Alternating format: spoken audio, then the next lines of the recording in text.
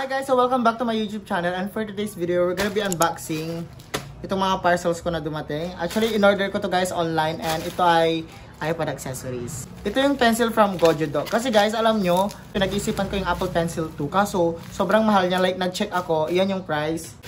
9,000 siya guys. So, para sa akin, hindi siya practical. Pero sa mga may extra, why not, diba? So, merong user manual na hindi naman natin binabasa. So, meron siyang sleeve dito. Pencil sleeve ba yung tawag dito? I don't know. Yan. Tapos, ito yung pencil. So, next naman natin itong i-open.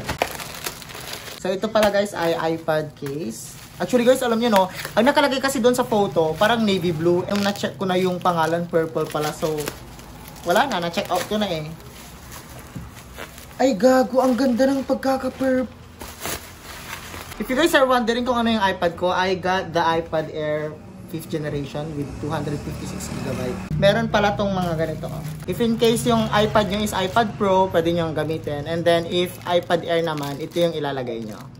Try natin yung Gojodoc stylus pen. I'm still a fan even though it's salty. Hate to see you messing around the world, are you happy? Hate to see you happy if I'm not the one driving. I'm so mature, I'm so mature, I'm so mature. I got me a therapist to tell me there's a limit. I want and I just want you. And I can't have you, no one should have right. Guys, alam nyo ba, na-amaze ako kasi meron siyang palm rejection.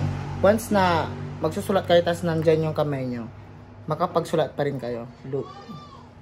Ang galing. If you guys have budget, mag-Apple Pencil kayo. Pero this is the best alternative for Apple Pencils. Thank you guys for watching!